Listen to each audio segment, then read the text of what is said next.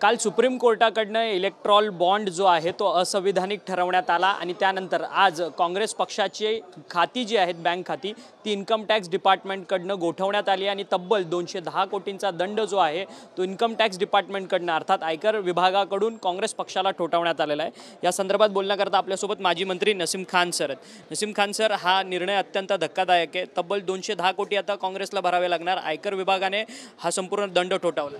हे बघा, हे न्यायी प्रक्रिया आहे।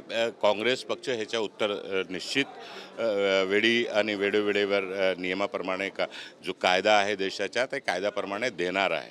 परंतु प्रश्न असा आज निर्माण झालेला आहे, भारतीय जनता पार्टीची केंद्राचे नेते आणि सरकार घाबरलेली का आहे? 400 के पारचे नारा देणारे लोक एवढे का हादरलेले आहेत? प्रत्येक राज्यामध्ये जेवढे विरोधी पक्षीय नेते आहेत त्या सगळ्यांना त्रास देण्याचं काम आहे। बिहारमध्ये आपण बघितलं मागे 8 दिवस पूर्वी काय झाला, उत्तर प्रदेशमध्ये तसंच दबावतंत्र चालू आहे, वेस्ट बंगालमध्ये तसंच चालू आहे, दिल्लीमध्ये तसंच चालू आहे, महाराष्ट्रामध्ये मागे गेल्या आठवड्यामध्ये तोडफोड करण्याचं काम यांनी भारतीय जनता पक्षाने केलेलं आहे। तर ह्यांना माहीत आहे की ह्यांची जागा कुठे आहे, जमीन घसरलेली आहे, पायाच्या खालची जी जमीन आहे ते घसरलेली आहे। प्रत्येक समाज गेल्या 10 वर्षापासून त्रस्त झालेला आहे। महागाईचा मुद्दा आहे, शेतकऱ्यांचा मुद्दा आहे, हजारो शेतकऱ्यांनी आत्महत्या केलेली आहे, शेतकऱ्यांचा विषय मिटत नाही आहे, बेरोजगारी वाढत आहे, महागाई वाढत आहे। तर अनेक समस्या आहे आणि या समस्याच्या निदान आणि आरक्षणाच्या शेवटी आरक्षणाचा मुद्दा आहे। आरक्षणाच्या मुद्द्यावर खोटे रेटून बोलायचं, खोटे बोलायचं ही पद्धती स्वीकारून मराठा समाजाला आज धोका देण्याचं काम ही सरकारने केलेलं आहे। परत ओबीसी समाजाच्या जो आरक्षण आहे त्याचा धक्का लागणार नाही ही भूमिका कायमची आमची होती, सगळ्यांची होती। मराठा समाजाला आरक्षण आम्ही सर्वांनी 2014 दिला होता, वेगळा दिला होता। केंद्रामध्ये ह्यांची सरकार आहे का शिथिल करत नाही, का सरसकट त्यांना आरक्षण देत नाही आणि ओबीसीचं जो आरक्षण आहे तो इंटेक राहायला पाहिजे ते खात्री का करत नाही? तर हे सगळे जातीमध्ये तेढ निर्माण करून राजकीय स्वार्थासाठी कुठेतरी आणि ही जी केंद्रीय तपास एजन्सी जी आहे या एजन्सीचा दुरुपयोग करून विरोधी पक्षाला कुठे ना कुठे कमजोर करण्याचा प्रयत्न ह्यांचा आहे आणि तो होणार नाही। या देशाची जनताला कळलेला आहे आणि येणाऱ्या निवडणुकामध्ये बघा की तुम्ही या देशाचे लोक सूद सहित ब्याज सहित हिसाब किताब घेतील।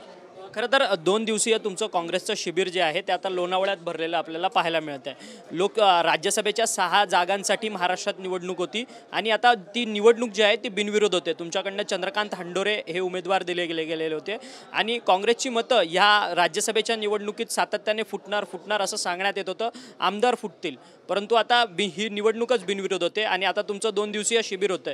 ह्या संपूर्ण शिबिरामध्ये आतापर्यंत आमदारांची संख्या दिसत नाही आहे तेवढ्या नाही। शिबिरामध्ये सगळे कालसुद्धा आमदार मुंबईमध्ये सगळे आले होते, आजसुद्धा आमदार आहेत। काही आमदारांना काही मतदारसंघामध्ये काम असल्यामुळे त्यांनी तशी प्रकारची सूचनासुद्धा दिलेली आहे आणि शिबिराच्या माध्यमातून येणारा 2024च्या लोकसभा निवडणुका आणि 2024मध्ये विधानसभाच्या निवडणुका काँग्रेस बल ताकदीने पुढे जाणार। त्याच्यासाठी अनेक व्यूहरचना ज्या रचण्याची गरज आहे, जे निवडणुकाचा जो सिस्टम आहे तो आणखी मजबूत आणि बळकट करण्यासाठी हा शिबिर नेत्यांच्या इथे 2 दिवसात। किती आमदार सध्या या संपूर्ण तुमच्या शिबिरामध्ये उपस्थित झाले? खरं तर आमदारांच्या उपस्थितीवरतून साशंकता निर्माण झाली आहे। खरं काही आमदार जे आहेत ते आता उपस्थित आहेत आणि काही आमदार अनुपस्थित आहेत। अनुपस्थित आमदारांनी तुम्हाला लेखी असं ज्येष्ठ नेत्यांना पाठवलं? जे काय 2-4-5 आमदार अनुपस्थित असतील त्यांनी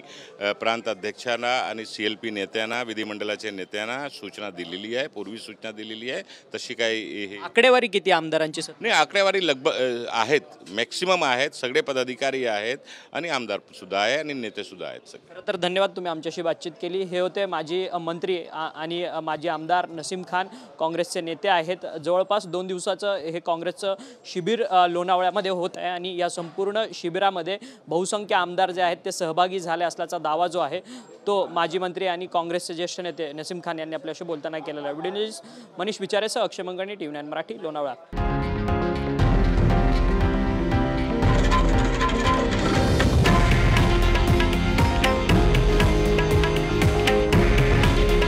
हे आहे देशातील नंबर 1 न्यूज नेटवर्क आणि आपण पाहत आहात TV9 मराठी. काळजी तुमची, हित महाराष्ट्राचं.